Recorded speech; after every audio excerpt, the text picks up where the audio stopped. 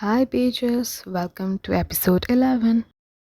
तो पिछले एपिसोड में हमने सुना था कि डॉज बॉल खेलते खेलते प्रिशा ने जानबूझकर निशा की आंख पर मारा था और उसे बहुत ज़ोर का लगा था और वो बेहोश हो गई थी। और हाँ, इस चीज़ में माया का बिल्कुल भी हाल नहीं था।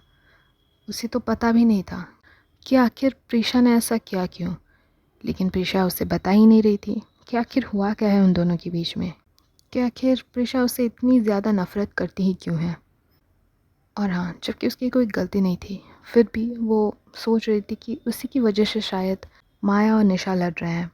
तो वो निशा के पास आई थी उसे सॉरी बोलने के लिए। हाँ, वो निशा को सॉरी बोलने आई थी। निशा को भी पहले उसके कानों के ऊपर भरोसा नहीं हुआ था कि तकरीब माया उसे सॉरी बोल रही है, लेकिन वो सॉरी का जवाब कुछ दे ही नहीं पाई क्योंकि वो दोनों बड़े ही फॉर्मली बात कर रहे थे। और वो बातचीत निशा के लिए भी थोड़ी नई थी क्योंकि वो दोनों हमेशा झगड़ते रहते थे। Okay, now chapter 11, Nisha point of view. जैसे मैं कॉलेज में पहुंची, मेरे कानों में बस सबकी बातें, आवाज़ें गूंज रही थी। मुझे साफ साफ सुनाई दे रहा था कि सब मेरे बारे में ही बातें कर रहे हैं। It's like they not even trying to hide it. शायद कभी किसी को ब्लैक आई के साथ नहीं देखा। वियर्डोस। देखो सब, यहाँ कौन आई है, हमारी गैंगस्टर। प्राण मुझे देख के बोला। समय और शरौन अपने में ही कुछ बातें करने में बिजी थे। ओ निशा, ये तो पहले से भी ज़्यादा वर्ष दिख रहा है। तुम सच में ठीक हो ना? शायद एक दिन ऑफ ले लेना चाहिए था। नो वे, वरना दिन भर मुझे मम्मी के ताने सुनने पड़ते। हाँ निशा, ये पहले से ज़्यादा ख़राब दिख रहा है, समय बोला।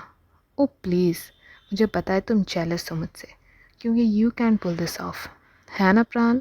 बोल के मैं उसकी ओर हाथ बढ़ाती हूँ ताकि हम हाई फाई कर सके। हाँ निशा, यू आर राइट, कोई तो चल रहा है, बोल के वो भी मेरे हाई फाई को रिस्पॉन्ड करता है और हम दोनों हंसने लग जाते हैं। इतनी भी बुरी नहीं है, तुम अब बेहतर दिखाई दे रही हो, शरौन बोलती है टू चीयर मी अप। वैसे प्रीशा का क्या हुआ? वो उसे सस्पेंड कर दिया गया है, सिमी बोली। अच्छा है, वो वही डिज़र्व करती है। ओके गाइस, तो आज का प्लान क्या है? आज किसके घर पे? अगर तुम लोग चाहो तो मेरे घर पे आ जा सकते हो, शिरॉन बोली, जिस पे सब एग्री करने लगते हैं। ओह हेलो, एक्सक्यूज़, याद भी है मुझे पनिशमेंट मिली है, मैं कहीं नहीं जा सकती। अरे निशा, बोल दो ना, ग्रुप प्रोजेक्ट है, उसके लिए जाना है। मुझे पता है इसके लिए आंटी कभी मना नहीं करेंगी, समय बोला। हाँ, ये भी ठीक है, लेकिन अगर उनका मूड ठीक होगा तभी वो अलाउ करेंगी। आई जस्ट होप कि मॉम का मूड ठीक हो। हे निशा सुन, तो आंटी को कॉल के लिए ना, हम लोग जा रहे हैं, हमारा क्लास है, सिमी बोलती है। अरे तो मैं किसके फ़ोन से कॉल करूँ? याद नहीं है क्या, मेरे पास फ़ोन भी नहीं है। हाँ हाँ हाँ बाबा, याद है, शरौन का भी फ्री है, उससे कॉल कर लेना। ओह हाँ हाँ हाँ, ठीक है ठीक है। फिर हम दोनों थोड़ी कम आवाज़ वाली जगह पे आते हैं, मतलब बेसिकली स्कूल के पुराने वाले वॉशरूम में आते हैं। वहाँ कोई आता जाता नहीं है क्योंकि मना है। एक तो मुझे ये समझ में नहीं आता है कि यहाँ पर आखिर कौन सा सोना छुपा के रखा है कि आना ही मना है। एनीवे, हम पहुँचते हैं वहाँ ताकि मैं मॉम से बात कर सकूँ। फिर शरौन मुझे अपनी फ़ोन दे देती है। मैं उसमें नंबर डायल करके मॉम को कॉल लगाती हूँ। हेलो, मेरी मॉम दूसरी तरफ से बोलती है। हेलो ममा, मैं हूँ निशा। निशा, तुम ऐसा कॉलेज के बीच में क्यों कॉल कर रही हो? सब ठीक है ना, या फिर कुछ हुआ है? मैं जाऊँ क्या? अरे अरे अरे मॉम रुको, मेरी बात तो सुनो। ऐसा कुछ भी नहीं है, मुझे बस एक छोटी सी परमिशन चाहिए थी। परमिशन? कैसी? सुनो, कॉलेज में ना एक इम्पॉर्टेंट प्रोजेक्ट, ग्रुप प्रोजेक्ट दिया हुआ है जिसे कल ही सबमिट करना है। तो क्या मैं आज शरौन के घर पे जा सकती हूँ प्रोजेक्ट करने के लिए? निशा, तुम्हें पता है ना तुम्हें पनिशमेंट मिला है और तुम कहीं नहीं जा सकती। लेकिन मॉम, ये तो मेरी पढ़ाई के लिए है ना, कॉलेज में दिया गया है, मस्ती थोड़ी ही करने जा रही हूँ। प्लीज़ प्लीज़ मॉम, मान जाओ ना, ये इम्पॉर्टेंट है और कल ही सबमिट भी करना है। और मैं माया को भी सॉरी तो बोल दी हूँ ना, प्लीज़। जिस पे वो बोली, ठीक है, लेकिन अगर मुझे पता चला कि तुम प्रोजेक्ट की जगह पे कुछ और ही कर रही हो तब तो मुझे पहचानना। नहीं मम्मा, सच में प्रोजेक्ट है। अगर सच में प्रोजेक्ट है then okay. Thank you mama, I love you बोल के मैं कॉल कट करती हूँ। तो आंटी मान गई? मेरे फ़ोन कट करते ही शरौन बोली, हाँ मान गई। अच्छा, माया को सॉरी बोलने का चक्कर क्या था? अरे कुछ नहीं, वो सब छोड़ो, वो सब सेटल हो चुका है, वो सब मैं दोबारा याद करना नहीं चाहती। चलो अब यहाँ से पहले चलते हैं बोल के हम दोनों निकलने ही वाले होते हैं कि मुझे किसी की आवाज़ सुनाई देती है। ओह नो, अगर कोई प्रोफेसर हुई तब तो मम्मी को सच में पता चल जाएगा, क्योंकि वो मुझे पनिशमेंट देंगे। तभी तुरंत शरौन मुझे पकड़ के उन वॉशरूम में से एक छोटे से क्लोजेट में खींच लेती है और पीछे से दरवाज़ा बंद कर देती है। ओह शिट, इसमें जगह कहाँ है? इन वॉशरूम्स को आखिर किस ज़माने में बनाया गया था? मैं चिल्लाने लगी। वेल पता नहीं मैं ऐसा क्यों रिएक्ट कर रही थी, लेकिन फिर शरौन अपने हाथ मेरे मुंह पे रख देती है ताकि मैं बात ना कर सकूं। फिर हमें आवाज़ आती है गेट ओपन होने की और कोई दो लोग अंदर आते हैं।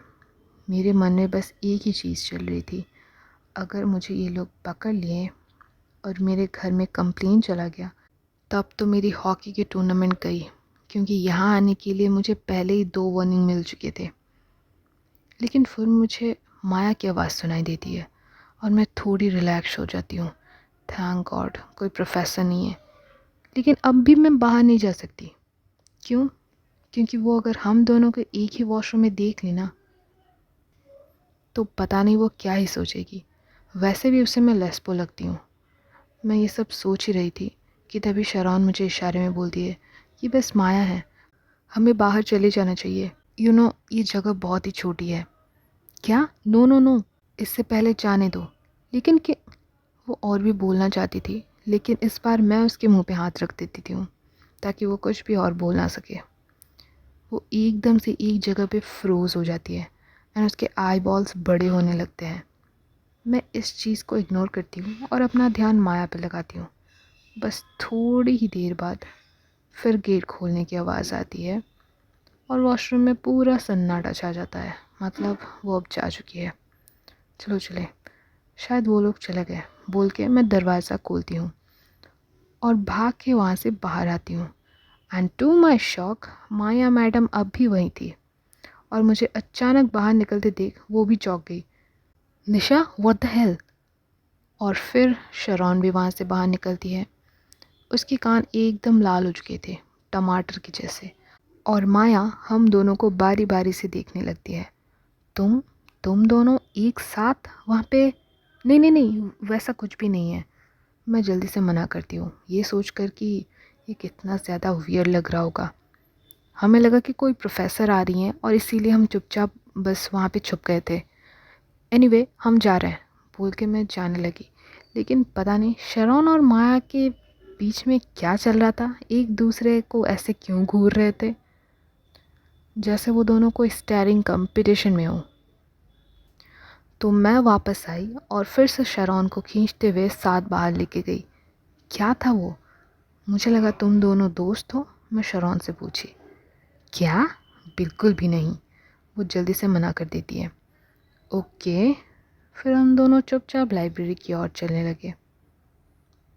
शरौन पॉइंट ऑफ व्यू। वो तीनों कब आ रहे हैं?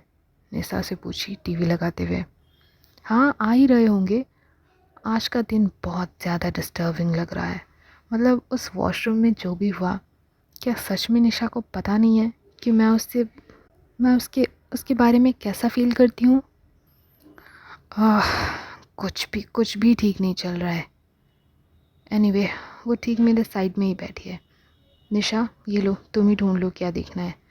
नहीं मुझे नहीं, तुम ही ढूंढो ना।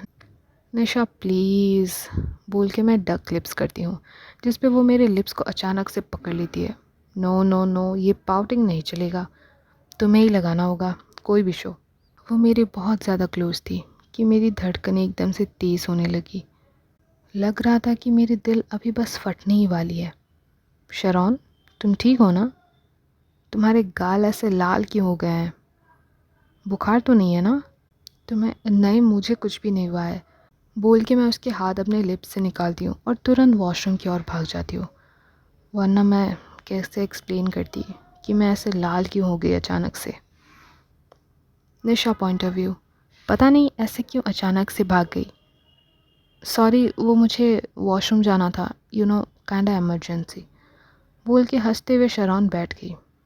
ओके, कोई बात नहीं, लेकिन सच कहूँ तो वो कुछ अलग लग रही थी।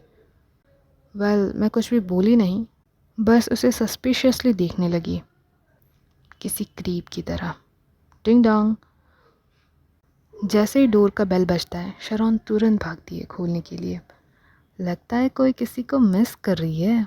मैं शरौन को चिढ़ाने के लिए बोली, हे गाइस, तो क्या हाल चाल और आज का क्या प्लान है, बोल के वो दोनों भी सोफे पर आके बैठ जाते हैं। प्राण नहीं आया क्या, मैं उनसे पूछती हूँ कि तभी फिर से बेल बजता है और फिर से शरौन जाती है दरवाज़ा खोलने के लिए। हमें लगा कि प्राण होगा, लेकिन इंस्टेंट मुझे किसी लड़की की आवाज़ सुनाई देती है। मैं सस्पिशियसली झांकती हूँ कि आखिर वो कौन है, इसने नए दोस्त कब बना लिए। वाकई एक लड़की थी। फिर वो दोनों अंदर आते हैं। हम सब उसे एलियन की तरह घूर रहे थे। सॉरी गाइस, मैं तुम लोग को डिस्टर्ब करना नहीं चाहती थी, बोल के वो घर के अंदर चली गई। उसके जाते ही हम शरौन की ओर देखने लगे ताकि वो कुछ बोले कि ये आखिर कौन है। क्या हुआ, तुम सब मुझे इस तरह क्यों घूर रहे हो? ओ हाँ हाँ, मैं समझ गई। गाइस, ये मेरी बड़ी बहन है सूजन। ओह हाँ हाँ हाँ, मुझे अब याद आया कि वो बोली थी उसकी एक सिबलिंग भी है, लेकिन मुझे लगा था कि वो छोटी है। फिर सिमी बोली, हाँ तुम्हारी बड़ी बहन भी है, हमने पहले तो कभी नहीं देखा। हाँ, क्योंकि वो हमेशा ही बाहर होती है। एनीवे, हम सब फिर से मूवी की ओर कंसंट्रेट करने लगे। आफ्टर नियरली 1 आवर्स, सच में ये मूवी बहुत ही ज़्यादा बोरिंग थी। लास्ट मैं तब एक्साइटेड थी जब प्राण आया था, क्योंकि मुझे लगा कम से कम ये तो बीच बीच में कमेंट मारता रहेगा तो कॉमेडी भी होएगी। लेकिन इसे देखो, कैसे बीच में फैल के सोया हुआ है, वो भी खुली आंखों के साथ। ये तो कोई नेक्स्ट लेवल का टैलेंट ही है। अभी अभी कुछ इंटरेस्टिंग हुआ था। सिमी बीच में ही उठ के गई थी पानी लेने के लिए। वापस आते वक्त वो ऐसे शर्मा रही थी जैसे पानी पे उसे क्रश आ गया हो। लेकिन मैं उससे पूछी, वो कुछ भी बोली नहीं। बट सच बोलूँ तो मैंने किसी को स्टेयर्स के ऊपर चढ़ते हुए सुना। एनीवे, वो जाएगी क्या, बताना तो पड़ेगा ही, तब पता चल ही जाएगा। ओह गॉड, इस मूवी से कोई पहले बचा लो मुझे। सो यस गाइस, यही था हमारा 11th वाला चैप्टर। आई होप तुम सबको पसंद आया होगा। बाय पीचर्स, meet you in the next episode.